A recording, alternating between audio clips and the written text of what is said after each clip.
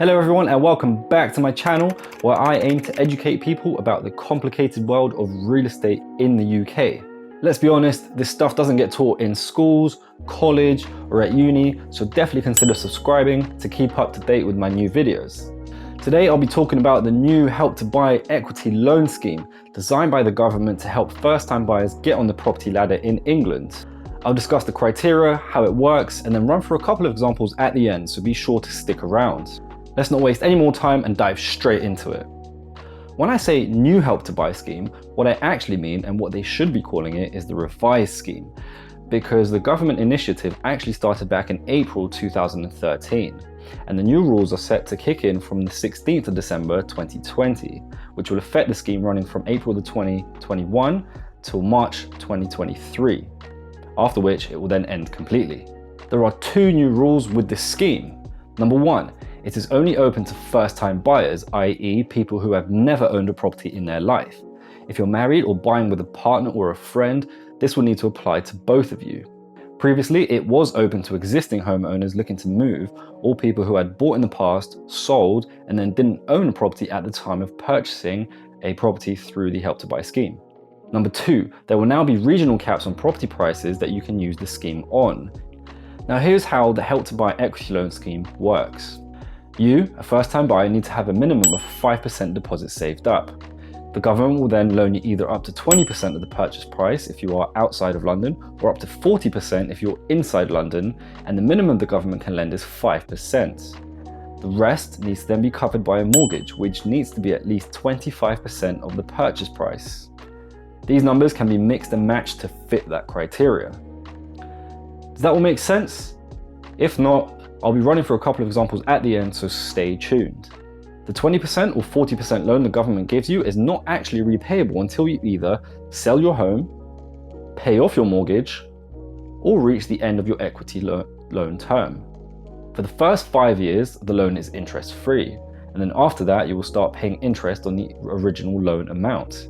The interest starts at 1.75% and it rises each year in April in line with the Consumer Price Index, plus 2%.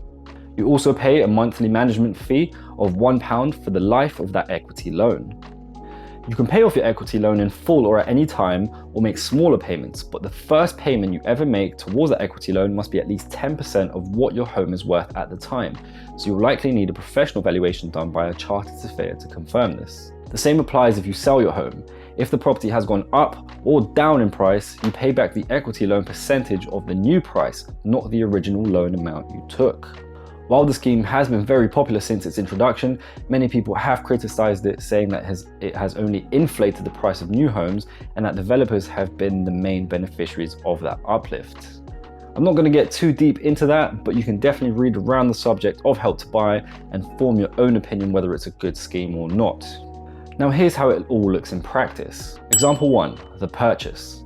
Let's say you live in London and find a nice one-bedroom flat for £350,000 on the Help to Buy scheme.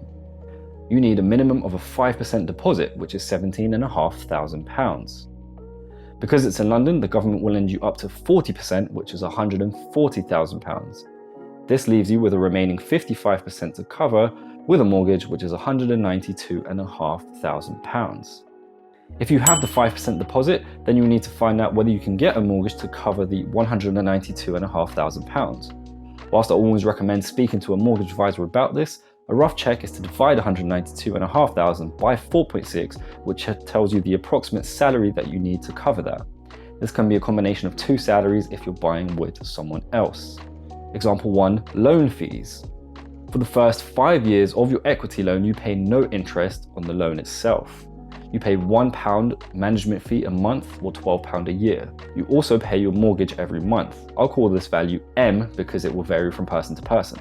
Starting in year 6, you pay 1.75% of the original loan amount, which in this example was £140,000, and that equates to £2,450 a year or £204.16 a month. This is paid on top of your mortgage and management fee. At the start of year 7, you would pay the higher interest because it would have gone up in line with CPI plus 2%. Let's assume CPI was 2.5%, so the total increase in your interest is 4.5%. Increasing that original 1.75% by the 4.5% equates to 1.83%. This would now be your new interest rate for year 7, resulting in a yearly payment of £2,562 or £213.50 a month.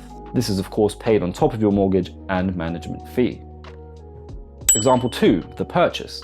Let's say you live in the East Midlands and find a nice 2-bedroom flat for £260,000 on the Help to Buy scheme.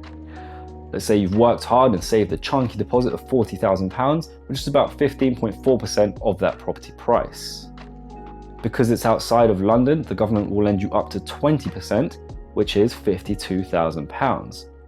This leaves you with a remaining 64.6% mortgage, which in this case is approximately £168,000. You would then need to speak with a mortgage advisor to see if your salary covers that, or as before, do a rough quick check by dividing that number by 4.6. Example 2, loan fees. For the first 5 years of the equity loan, you pay no interest on the loan itself. You pay a £1 management fee a month or £12 a year. You also pay your mortgage every month, and again I'll call this M because this will vary from person to person. Starting in year 6, you pay the 1.75% of the original loan amount, which in this example was £52,000. That equates to £910 a year or £75.83 a month. This is paid on top of your mortgage and management fee. At the start of year 7, you would pay the higher interest because it would have gone up in line with CPI plus 2%. Let's assume this time CPI was 3.5%, so the total increase in your interest is 5.5%. Increasing 1.75% by 5.5% equates to 1.85%. This will be your new interest rate for year 7, resulting in a yearly payment of £960 a year or £80 a month. This is paid on top of your mortgage and management fee. And there you have it, everyone. That's how to calculate the basic budgeting for this type of purchase. Hopefully you will have learned how to do a quick calculation on whether you can afford it and how you can toggle the figures to fit the criteria, and how to check what your ongoing loan expenses may be. If you want to add up kind of all the figures and figure out an actual figure for M for the mortgage amount, you can use any mortgage calculator online, type in the mortgage loan amount, pluck in an interest rate out of thin air, maybe somewhere between 2 and 3%, and then the mortgage term, which is around maybe 30 years. And that will give you a rough idea of how much the mortgage payments will be each month. If you found this useful or liked the video, use that Help to Like scheme to hit that like button and subscribe for more property content. Also leave a comment down below if you had any specific questions regarding the Help to Buy scheme. And as a last quick announcement before I sign off, I will be starting an Instagram page soon, which I'll share with you once it's up and running. Thank you again for watching, and I'll see you at the next video.